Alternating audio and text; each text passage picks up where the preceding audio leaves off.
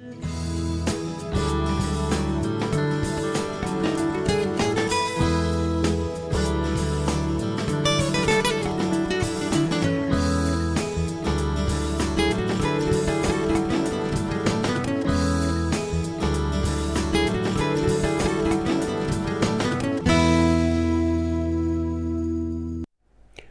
वालेकुम, खुश आमदीद, सुबह खैर तमाम देखने वालों को। प्रोग्राम का नाम है गुड मॉर्निंग कराची और मेरा नाम है मोहम्मद यासिर।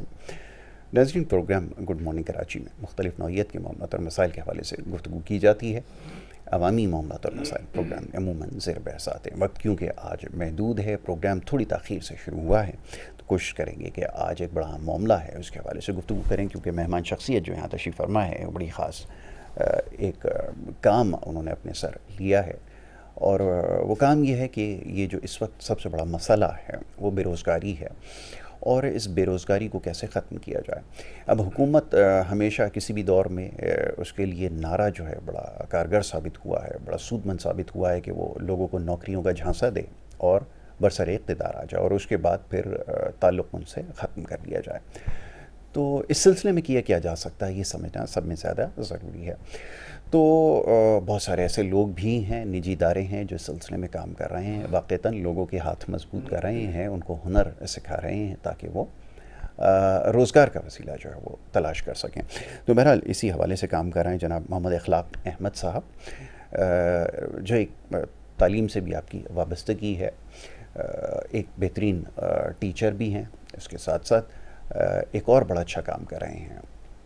ये जो आजकल लोग हैं रोज़गार की वजह से फ़िक्रमंद हैं, परेशान हैं, उनको रोज़गार ना सिर्फ मुहैया कर रहे हैं बल्कि उनको ये रोज़गार कैसे हासिल करना है इनके तरीक़े भी सिखा रहे हैं। इखलाक साहब को खुश आमदीद कहूँगा। उन्होंने एक ट्रस्ट बना रखा है गेयर ट्रस्ट के नाम से, तो उसके रूह रवाएँ मौजूद मेहमान को खुश आमदीद कहता हूँ। इखलाक साहब बहुत शुक्रिया, बड़ी नवाजिश है। शुक्रिया आपने। पिछले जो हमारा प्रोग्राम रहा या पिछली नशिस्त में बड़ी खुलकर हमने गुफ्तगू की कि कैसे कैसे आप जो है लोगों को वसाइल मुहैया कर रहे हैं। अब जैसे जैसे सूरत हाल सामने लोगों के समझ में आ रही है, महंगाई बढ़ती चली जा रही है, अब तो मैं भी ये सोचने पे मजबूर हूँ कि इससे मेरा गुजारा नहीं है, कोई और काम भी शुरू किया जाए। अब यकीनन आपके पास भी इस तरह बहुत सारे लोग आ रहे हैं। मैं चाहूँगा ज़रा गुफ्तगू के सिलसिले को वहीं से शुरू किया जाए। तो फिर क्या कुछ करने की इस वक्त ज़रूरत है और इसमें हुकूमत का भी एक बड़ा किरदार होना चाहिए जो मैं चाहूँगा ज़रा इस पर। मैं आपको ना एक इस प्रोग्राम में आने से पहले मैं कोई तैयारी करता हूँ कि भाई जी, तो मैंने अभी बहुत रिसेंटली एक आर्टिकल पढ़ा मैकेंजी एंड मैकेंजी आपको पता है बहुत ज़बरदस्त वो इदारा है, पाकिस्तान में भी ऑपरेट करते हैं, वो रिसर्च करते हैं। तो उसमें एक उन्होंने G20 के जो 20 कंट्रीज़ हैं उसमें इंडिया भी शामिल है, ऑस्ट्रेलिया भी है, अमेरिका, पाकिस्तान नहीं है, मैं पाकिस्तान नहीं है। तो उसमें वो कहते हैं कि जी तकरीबन कोई 50% जो पॉपुलेशन है दुनिया की वो G20 में फॉल करती है। ठीक है जी, दुनिया की जो पॉपुलेशन है, चाइना भी है उसमें, और उसमें तकरीबन उस 50% का 50% जो है ना, अगर 4 बिलियन है तो 2 बिलियन की जो आबादी है ना, उन्होंने एक टर्म यूज़ किया है कि on the line of economic empowerment, on the line of economic empowerment, हाँ, वो वहाँ फॉल करते हैं। इसका मतलब ये है कि ये वो लोग हैं जो ऐसे गांव में रहते हैं जहाँ से मेडिकल की कोई फैसिलिटी नहीं है दूर दूर तक, ठीक है, हमारे यहाँ भी ऐसा है, ठीक है, या उनके पास रोज़गार नहीं है, जो अभी आपने जो मौजूद, ये बहुत अहम मौजू है, और वो G20 के उस आर्टिकल में भी उन्होंने इसको वो किया, अहाता किया इसका। और फिर वो ये कहते हैं कि जी इंडिया में कोई 1 बिलियन लोग हैं, 1 billion which is around 70% of the total population of the country, right, कि जी 50 से 70 लोग हैं जो कि लाइन ऑफ इकोनॉमिक एम्पावरमेंट में फॉल करते हैं जी। तो ये जो आपने जो बात कही, असल में मसला ये है कि अगर इस हमारे मुल्क में भी तकरीबन 70% लोग जो हैं, 250 मिलियन का अगर 70% निकाले तो 100 मिलियन, 100-125 मिलियन लोग ऐसे हैं, और इसमें मुसलसल इजाफा भी होता जा रहा है जी।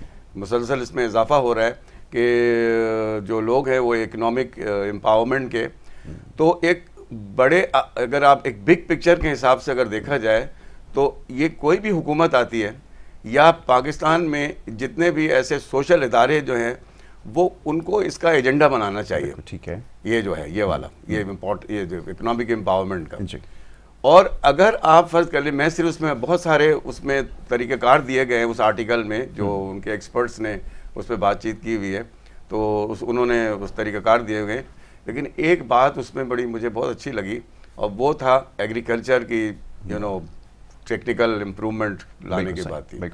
और तो अगर वो पाकिस्तान में भी मसलन हम कहते हैं छोटे हारी जो है ना, वो तकरीबन 20 से 30%, 40% जो है ना लैंड होल्डिंग जो है ना, वो छोटे हारी के पास हैं, और वो बड़े गुर्बत के अंदर वो मौजूद हैं, राइट। अगर हम अगर प्रायोरिटाइज करके चलें, तो अगर फर्स्ट करें हम एग्रीकल्चर पे जाहिर से काम भी कर रहे हैं, और अगर हम उसको हम रिसर्च कर लें कि दुनिया क्या कर रही है इस सिलसिले में, तो उसमें टेक्नोलॉजी का इस्तेमाल भी हो रहा है, जिससे वो पूरी खेतों की मॉनिटरिंग हो जाती है थ्रू एन ऐप, कि ऐप पे मॉनिटरिंग हो जाती है, और कहाँ पे खेतों में कीड़े लग गए हैं, ठीक है जी, तो उससे जो होता है कि उसकी जो प्रोडक्टिविटी एंड ईल्ड जो है ना, वो इम्प्रूव कर जाती है। सही। तो पाकिस्तान में भी ऐसे ऐप जो है ना, कुछ पाकिस्तानी हजरात हैं, उन्होंने भी बनाए हुए हैं ऐप, जो कनाडा से आकर पाकिस्तान में ऐप बनाए। अगर उसको प्रोमोट किया जाए तो आपकी प्रोडक्टिविटी से पैसे की ज़रूरत नहीं है, it's not a matter of resource. बिल्कुल बेशुमार जैसे हमारा जो ये मॉडल है, उसमें रिसोर्स की तो कोई गुंजाइश नहीं है, उसकी ज़रूरत नहीं है, कि कोई बहुत बड़े रिसोर्स की ज़रूरत नहीं होती। बस ये बात मैं कई दफ़ा रिपीट कर चुका हूँ कि अगर एक छोटा सा सेल्फ एम्प्लॉयमेंट जिससे हम लोगों कर रहे हैं, 40,000 लोगों की हम सेल्फ एम्प्लॉयमेंट को फैसिलिटेट कर चुके हैं, राइट, जो कि लाइन ऑफ इकोनॉमिक एम्पावरमेंट के ऊपर घंटी बजा रहे हैं, they are ringing the bell, कि और हुकूमत हमारा हाथ पकड़े, और या कोई ऐसे NGOs हाथ पकड़ें, इदारे हाथ पकड़ें, और इसको फिर एक टर्न अराउंड प्रोजेक्ट में करें। तो इसमें अगर आप ब्रॉडर लेवल पे देखें, तो अगर मुल्क के अंदर GDP ग्रोथ को आप इंक्रीज करते हैं, ठीक है, तो ये जो लाइन ऑफ इकोनॉमिक एम्पावरमेंट में कमी आएगी, क्योंकि everybody will get benefited out of it, और उनकी जो पर कैपिटा इनकम है ना, वो ऊपर जाएगी, ठीक है ना, अगर आप ये काम करेंगे।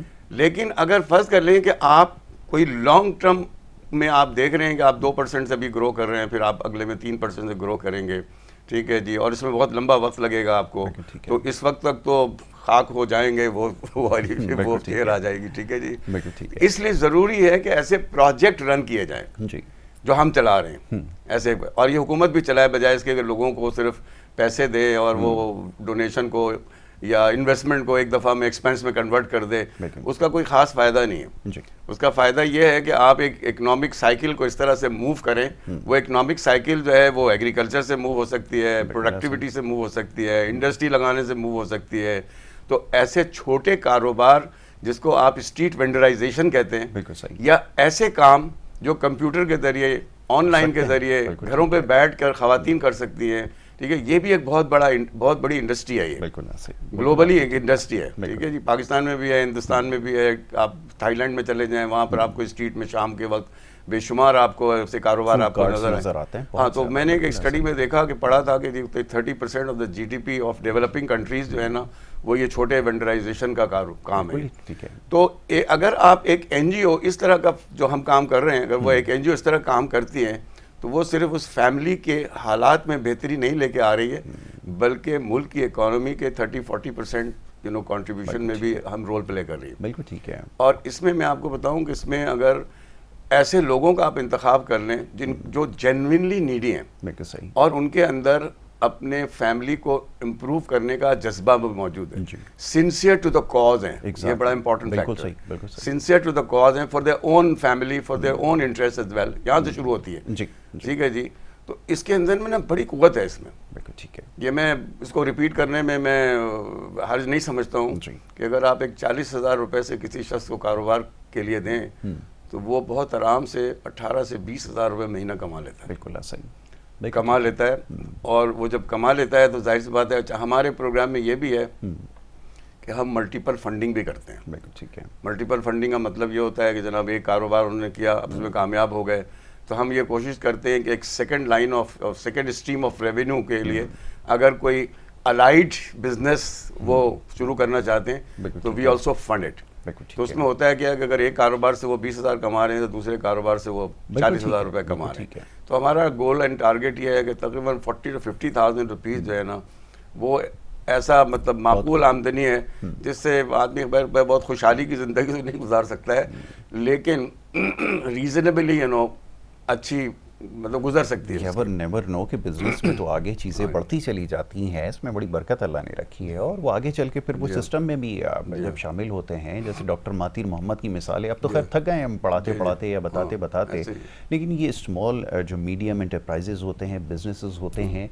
इनको गवर्नमेंट फैसिलिटेट करती है, और फिर यही स्मॉल बिजनेसेस आगे चल के जो हैं वो LSM के अंदर चेंज होते हैं, और यही तरीक़ाकार है पूरी दुनिया की तरक्की का। ये जो फार्मूला है कोई नया नहीं है। चाइना के अंदर जैसे जो आबादी उनका सबसे बड़ा मसला रही, उसके साथ साथ उन्होंने उसी मसले का हल ये निकाला कि उनको एम्पावर किया, और उन्हीं लोगों को जब इन सारे कामों में लगाया तो फिर चाइना की इकॉनमी दुनिया की सबसे बड़ी इकॉनमी बनी है। और ये सब कोई बहुत ज़्यादा, मैं आपको कोई 50 साल 60 साल पुरानी बातें नहीं बता रहा है। 92 के बाद ये सारे रिफॉर्म्स आए हैं और सब कुछ हुआ है। इसी तरह आप दीगर ममालिक में देखें तो ये सब कुछ अभी 15 या 20 साल से ज़्यादा पुरानी बातें नहीं होंगी।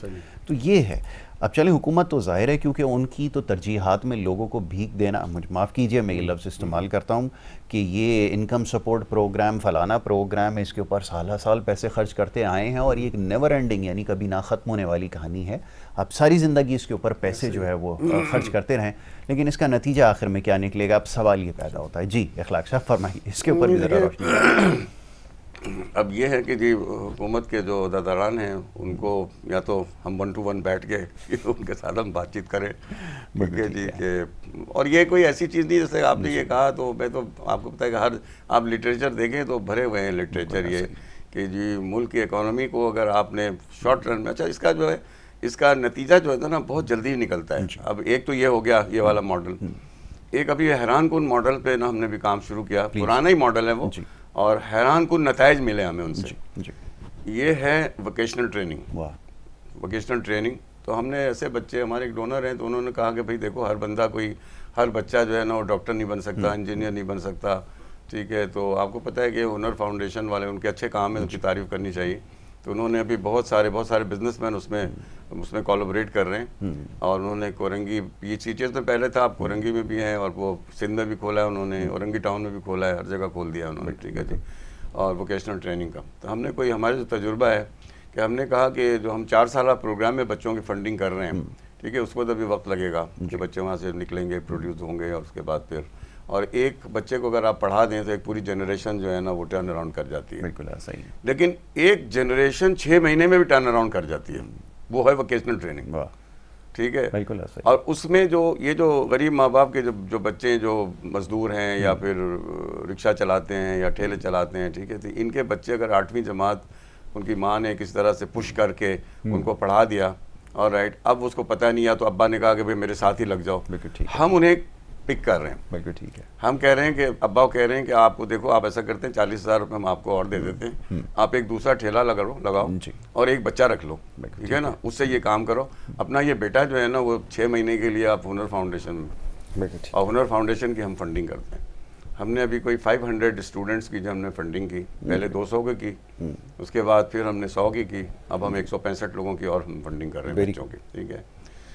तो वो जो हमने, अच्छा हमारे सिस्टम में ये होता है कि हम सिर्फ काम करके ना दूर से हट नहीं जाते हैं, या दूर से we don't have a habit of looking at it from a distance, बिल्कुल ठीक है, we go closer to it, बहुत जरूरी है, ये बड़ा इंपॉर्टेंट है, so that we can see the bottom line of it with our own eyes, हो क्या रहा है, बिल्कुल ठीक हो क्या रहा है, ये बड़ा इंपॉर्टेंट एलिमेंट है, ठीक है। हम ये नहीं कि जो पैसे खर्च किए और हम हट गया, दूर हट गया, बिल्कुल ठीक है। तो जनाब अली वो 200 बच्चों की हमने फुल मॉनिटरिंग की, और वो बच्चे उसमें से 95% बच्चे जो है ना वो एम्प्लॉय हो चुके हैं, and they are earning around 20,000 rupees a month, on an average, माशाल्लाह। अच्छा, अब ये जो सेल्फ एम्प्लॉयमेंट का जो हमारा मोटो है, अब वहाँ पे हम ये देख रहे हैं कि कौन से बच्चे जो हैं जिन्होंने डिजिटल मार्केटिंग में कोई वहाँ पे 6 महीने की ट्रेनिंग ली, या सोशल मीडिया या ऑनलाइन किसी काम के ऊपर ट्रेनिंग ली, राइट, ई कॉमर्स के ऊपर कोई ट्रेनिंग ली उन्होंने, उनको जो गैजेट्स चाहिए, अभी हम रास्ते में यही बात कर रहे थे, या कोई सिलाई मशीन की कोई खातून ने अपने घर के अंदर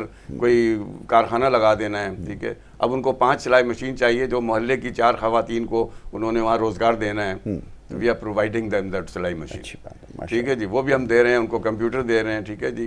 तो एक तरफ से ट्रेनिंग हो गई, और फिर ट्रेनिंग से जो यंगस्टर हैं, बच्चे या बच्चियाँ जो हैं जो अपने कारोबार को फैसिलिटेट करना चाहते हैं, तो उनको हम इस तरह, ये आप देखें कि जिस तरह से हम कह रहे हैं कि 40,000 रुपये दे के 20,000 रुपीज़ कैन बी अर्न, तो यहाँ भी तकरीबन इसी तरह की कोई इन्वेस्टमेंट है ये वोकेशनल ट्रेनिंग की। बिल्कुल सही। और 6 महीने के बाद, मगर इसमें वो आउटलुक जो है ना, फ्यूचर का आउटलुक बहुत ब्राइट है, क्योंकि 1 साल 2 साल, अच्छा ऐसी जगहों पे उनको जॉब्स मिली हैं, मतलब सुजुकी ने पिक कर लिया उनको, शिपयार्ड ने पिक कर लिया, ठीक है। कुछ बच्चे जो है ना वर्दी शर्दी अपना ड्रेस वगैरह पहन के आए थे, जब मैं मुलाकात करने के लिए उनसे गया, तो पता चला कि शिपयार्ड में इनको जॉब मिल गई। कुछ सुजुकी की वर्दी पहन के आए थे, क्योंकि उनको पाक सुजुकी ने रख लिया। कुछ जनाब पाकिस्तान टोयोटा का जो टोयोटा का कंपनी है, उन्होंने उन बच्चों को पिक कर लिया, रख लिया उन्होंने, right. They were very happy, क्योंकि एक मैं प्रोग्राम में था तो उन्होंने कहा कि जब आप इन लोगों से मिलते होंगे तो इनके ऊपर जो मायूसी होती है तो उसको कैसे आप दूर करते हैं। मैं बोला मायूसी नहीं होती है,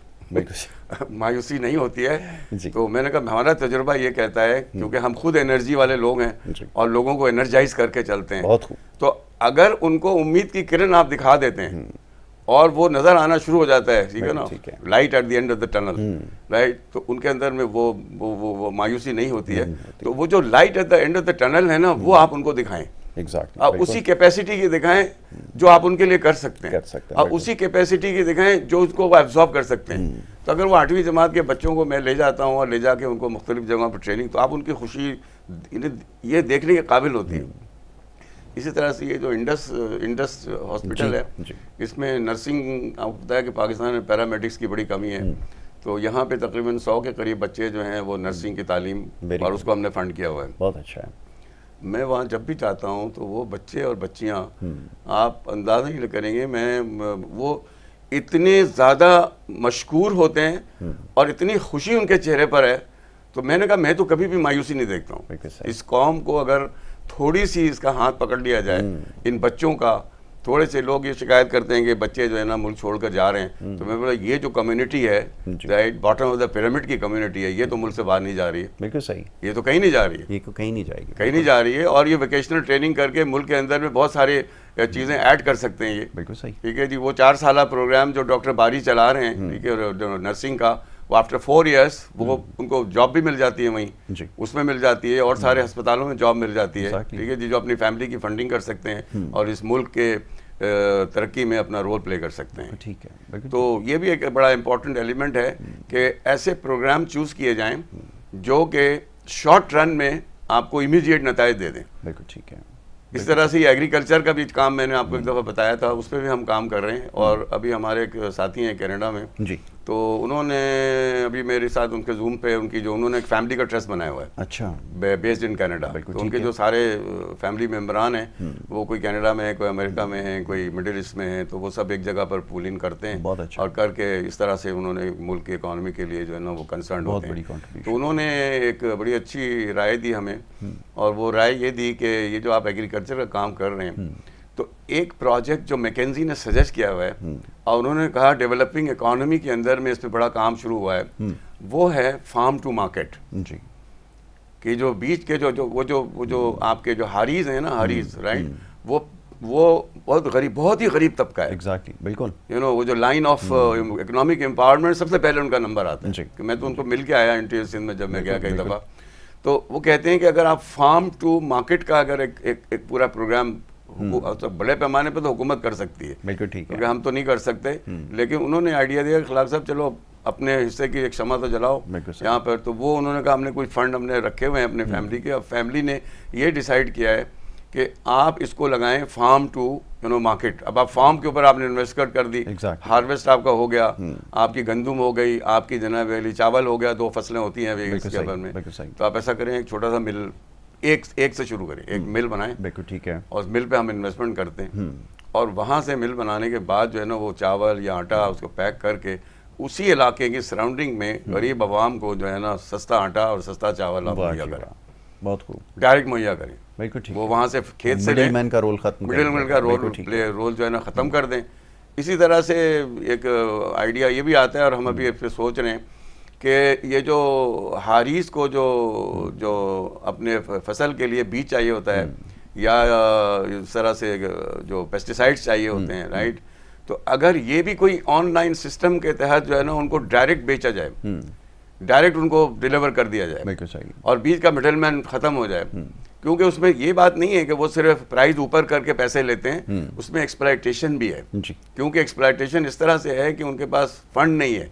जो गवर्नमेंट कह रही है पंजाब में या सिंध में कि जी हम आपको फंड देंगे गरीबों को, गरीब किसानों को, तो एक्चुअली उनके पास फंड नहीं होता। जब फंड नहीं होता तो वो कर्जों की सूरत में वो जो दुकानदार बैठे हुए हैं होलसेल मार्केट में बैठे हुए हैं तो वो प्राइस भी बहुत ऊपर रखते हैं। और तो वो भी एक हमारे जहन में है कि हम एक प्रोग्राम इंशाल्लाह ये हमारे पाइपलाइन में है कि एग्रीकल्चर को हम फोकस करें और उसमें टेक्नोलॉजिकल मॉनिटरिंग के थ्रू प्रोडक्टिविटी इन्हांस करने का काम करें कि वी हैव अराउंड 1000 एकड़ of land at this moment in time, rented, rent पे लेते हैं हम। ठीक, शुरू तो हमने 2 साल 3 साल पहले शुरू किया था, वेरी स्मॉल। हम हमेशा शुरू करते हैं small and then test run it and then grow it further as it starts giving us the results। ठीक है, तो उसमें चीज़ें वेस्ट नहीं होती हैं। ठीक है जी, तो वो हमारे जहन में अब ये है कि ये तो हमने 2 साल हमने रन कर लिया, राइट। अब हम we are going to go for a qualitative improvement of the various aspect of the project इंशाल्लाह ताला। एंड लोग जो पाकिस्तानी बाहर मुल्क में हैं, जब उनसे आप डिस्कस करें, वो खुद भी ऐसे आइडियाज सोचते रहते हैं। And I had about 1 hour of Zoom meeting with the entire family and they are highly qualified people based in Canada। बिल्कुल ठीक है। अच्छा, इस सारे प्रोसेस में जो सबसे अच्छी बात है ना वो मॉनिटरिंग की है।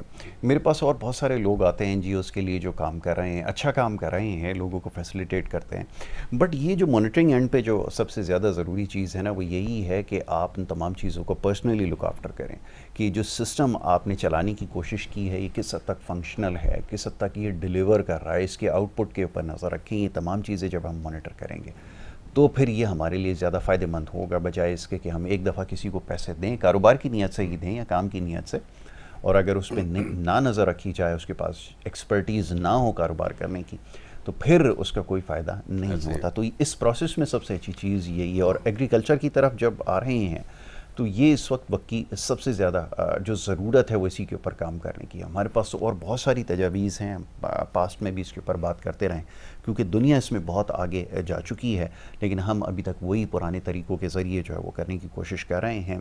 तो ये जो हमारा सारा सिलसिला है। अखलाक साहब, इसके अलावा जो आपने पिछली दफ़ा बताया था कि वो विलेज की सतह से काम वो बढ़ना शुरू हुआ और वो आगे चला गया, वो कहाँ तक सिलसिला पहुँचा, उसकी क्या फीडबैक आ रही है? वो भी देखें आप कि हमने जब ये सैलाब आया था, ये पहले में ये कंप्लीट नहीं हुई थी स्टोरी लास्ट टाइम जी जी, तो हमने कोई हमारे जो साथी हैं उन्होंने कहा कि जी बहुत ही गरीब लोग हैं, उनका घर बिल्कुल बर्बाद हो गया है, 5 घर थे, ठीक है जी, तो उन्होंने आइडेंटिफाई किया था। तो हमारे पास कोई एक्स्ट्रा फंड तो नहीं था इस काम के लिए, तो हमने कहा चलें ऐसा करते हैं कि अपने पास से ही अपने करीबी दोस्त थे, तो उनसे मैंने कहा कि भाई, उन्होंने कहा अच्छा चलो एक मेरी तरफ से, एक मेरे बेटे की तरफ से, एक मेरी तरफ से, बहुत अच्छा। तो वो 5 जो है ना भी हमने ये काम शुरू किया। अच्छा, हम जब भी कोई काम शुरू करते हैं वी स्टार्ट इट आवरसेल्फ, ठीक है, लाइक ये बड़ा इंपॉर्टेंट एलिमेंट है कि हम उसको खुद फील कर लें, जब दूसरों के पास जाएं उनको हम बताएं तो हम कहें कि हम पहले उस तजुर्बे से गुजर चुके हों। तो खैर अल्हम्दुलिल्लाह वो 5 घर हमने बना दिए। अल्लाह ताला का करम देखें, आज 2 साल हो गए, आज तक वो सिलसिला रुका नहीं, माशाल्लाह। ये देखें बड़ी कि आप, मैं कहता हूँ अल्लाह मियाँ फरिश्ते भेज देते हैं। तो बात ये ना कि आप ये ना कहें कि जो इंडिविजुअल्स हैं या ऑर्गेनाइजेशंस हैं या कंट्री हैं, they are resource deficient, they are not resource deficient, they are idea deficient, they are initiative deficient. ये असल में ये होता है। अब वो सिलसिला शुरू हुआ, अब उसके बाद जो है ना अभी हमने हमारे जो कुछ लोगों ने यूके से भी हम फंडिंग की, अमेरिका से फंडिंग की, and they are very happy to help their poor brothers and sisters कि in this condition of distress, कि जब उनको हम तस्वीर दिखाते हैं कि देखें किस तरह से लोग रहते हैं यहाँ पर, राइट, तो वो आप हैरान रह जाएंगे, आप अंदाज़ ही लगा सकते हैं किस तरह की ज़िंदगी है। बिल्कुल सही। तो खैर वो 150 घरों से अभी हमने एक सर्वे किया और उस सर्वे के हिसाब से तकरीबन 1000 लोग वहाँ रहते हैं 150 घरों में, ठीक है, तकरीबन 900 के करीब, 900 950। उसमें फिर हमने कहा कि मर्द हजरात कितने हैं, ख़वातीन कितनी हैं, उसके बाद जनाब अली बच्चे कितने हैं, तो treat it like your own family. बिल्कुल ठीक। अच्छा, हमारा सारा कॉन्सेप्ट यही है कि we treat each beneficiary like our own family। बिल्कुल ठीक है, ठीक है, क्योंकि बच्चे अगर पढ़ नहीं रहे हैं तो वी आर कंसर्न, राइट, उनके घर में खाने को नहीं है तो वी आर कंसर्न, अगर वो बीमार हो गए हैं तो we are concern. This is the philosophy. Philosophy is not just like पैसे दिए और उसके बाद बात खत्म हो गई, ऐसा नहीं है। ये बड़ा इंपॉर्टेंट एलिमेंट है। तो हमने कहा ये जो 150 घर हैं, 150 घर जो हमने बनाया उसमें इजाफा भी हो रहा है, 10-15 इजाफा हो रहा है। तो इनकी पूरी एक इन्वेंट्री ली जाए और फिर देखा जाए कि ये जो मर्द हजरात हैं वो उनका रोज़गार कहाँ से आता है, ठीक है, क्या करते हैं। ठीक है जी। ख़वातीन हैं, क्या उनके हाथ में कोई हुनर है जिससे वो रलियाँ बनाती हैं, चादर बनाती हैं, तकिया बनाती हैं, गिलाफ बनाती हैं। ठीक है जी, उनके हाथ में बड़ी हुनर है ये इंटीरियर में, बदीन में और उमरकोट में और जो सजावल में और इन सारे एरियाज़ के अंदर में। उसके बाद जो बच्चे हैं तो अबाउट 400-500 बच्चे हैं उसमें, 400 बच्चे हैं तकरीबन। वो बच्चे क्या कर रहे हैं? बिल्कुल ठीक है। तो ये हमारी जो इन्वेंट्री हमने ली, तकरीबन 50% जो मर्द हजरात हैं उनके पास काम नहीं है। ठीक है जी। ख़वातीन हैं वो तो खैर घर पे ही काम करती हैं, जो काम वो बनाती हैं। अच्छा, ये भी एक बड़ा इशू है जिस पे अभी हमें सक्सेस नहीं मिली है, लेकिन हमने छोड़ा नहीं है। वहाँ पर भी ये है कि ये जो ख़वातीन काम करती हैं उसको मार्केट कैसे किया जाए, मार्केट कैसे, दिस इज़ अ चैलेंज। ठीक है जी। लोग वैसे उसको करते हैं लेकिन अभी भी उस पर कामयाबी हुई नहीं है, हमें भी नहीं हुई और मैं खाली इन जनरल भी नहीं है। अच्छा खैर, उसको तो हमने खैर प्रायोरिटाइज़ किया, हमने कहा अच्छा चलो इसको अभी छोड़ते हैं।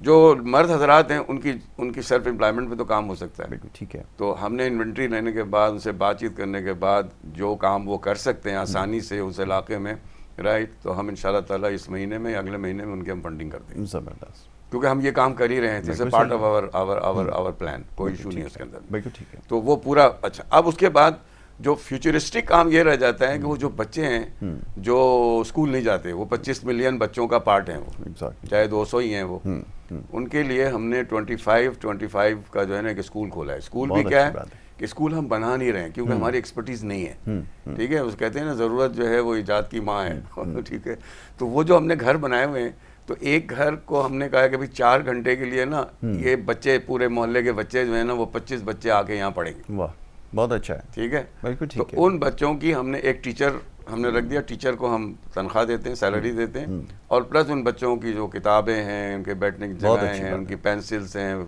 ये सब ऐसी देहात में हो रहा है जहाँ पर आप अंदाज़ ही लगा सकते हैं वहाँ कोई फैसिलिटीज़ नहीं है। बताएं।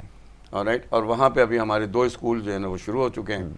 2 स्कूल शुरू हो चुके हैं, उसी में मतलब एक जगह को मुख्तस कर दिया गया है उसमें नमाज का, क्योंकि लोगों को नमाज भी नहीं आती है और वो पढ़ते भी नहीं है, कुछ पढ़ते हैं कुछ नहीं पढ़ते हैं, तो उनके लिए एक जगह मुख्तस कर दी है कि यहाँ पे एक जैसे, बहुत अच्छी बात, हाँ जी, नमाज का इंतज़ाम भी कराया है। बहुत अच्छा, तो इस तरह का ये सिलसिला भी शुरू हुआ है, but we are not going to stop it here and we are going to continue it. अब ये 150 घर बन गए, अब 150 घर का एक और क्लस्टर आएगा इंशाअल्लाह, इस तरह से उसको डेवलप करते हैं। अल्लाह आपकी ये कोशिशें सारी जो है इसको कबूल करे और मज़ीद तौफ़ीक़ात में इजाफ़ा भी करे। मैं आपका बड़ा शुक्रगुज़ार हूँ कि आपने प्रोग्राम में वक्त दिया, बड़ा सुनकर अच्छा लगता है और खुशी होती है कि ऐसे लोग हैं जो वाक़तन काम कर रहे हैं, और ये हमें सबको सोचने पर मजबूर करती है, बिलखुसूस जो हुकूमत वक्त है, कि ये वसाइल ना होने के बावजूद जब इतना कुछ कर सकते हैं तो जिनके पास सारे वसाइल मौजूद हैं वो क्यों इस बारे में नहीं सोचते, क्यों तवज्जो नहीं देते।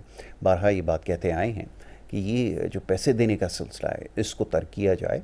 वाक़तन अगर लोगों के काम आना है, अगर उनकी खिदमत करनी है तो उनके लिए ऐसे कुछ काम करने की ज़रूरत है। प्रोग्राम करने का मकसद भी यही है कि इस तमाम ये जो कोशिश है इसको उजागर किया जाए। बहरहाल कहने के लिए बहुत कुछ है, वक्त हो रहा है एक ब्रेक का। ब्रेक के बाद दूसरे सेगमेंट की तरफ हमें बढ़ना होगा। आप देखते रहिए प्रोग्राम गुड मॉर्निंग कराची।